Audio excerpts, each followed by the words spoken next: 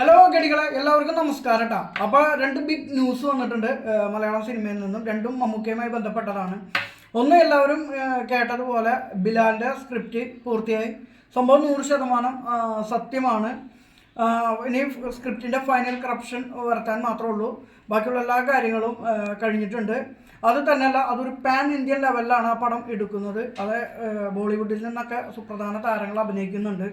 അത് തന്നെയല്ല, ആദ്യ ഭാഗമായ ബിഗ് ബിയിൽ നിന്നും ഒരു സൈഡ് റോൾ ചെയ്ത ഒരാൾ, ഒരു സുപ്രധാന കഥാപാത്രം ഈ ബിലാൽ ചെയ്യുന്നുണ്ട്. പ്രൊഡ്യൂസ് ചെയ്യുന്ന മമ്മൂട്ടി കമ്പനിയും ആൻഡോ ജോസഫും അമൽ നീരദും കൂടിയാണ്.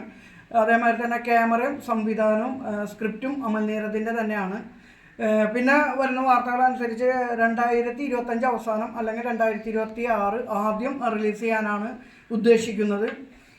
അത് തന്നെയല്ല, ഒരു എന്താണ് പറയുന്നത്, ആദ്യ ഭാഗത്തിലുള്ള എല്ലാ താരങ്ങളും ഉണ്ട്. ഒരു ഗംഭീര ലെവലിലാണ് ഈ പടം എടുക്കാനായിട്ട് ഉദ്ദേശിച്ചിട്ടുള്ളത്. ഇനി അടുത്തൊരു സംഭവം എന്താണെന്ന് വെച്ചാൽ മറ്റൊന്നല്ല, ബസൂക്കയുടെ സക്സസ് ടീസർ വന്നിട്ടുണ്ട്. അപ്പോൾ അതൊന്ന് കാണാം. മോനെ ആദ്യമായിട്ട് അക്കീം ഷാജഹാൻ, എന്തായാലും ഇതോടുകൂടി അക്കീം ഷാജഹാൻ്റെ സമയം കഴിഞ്ഞു. രക്ഷയില്ലട്ടോ മമ്മൂക്കയുടെ സ്റ്റൈലിഷ് കഥാപാത്രം, രക്ഷയില്ല. മോനെ ദേവണ്ടോ അമ്പ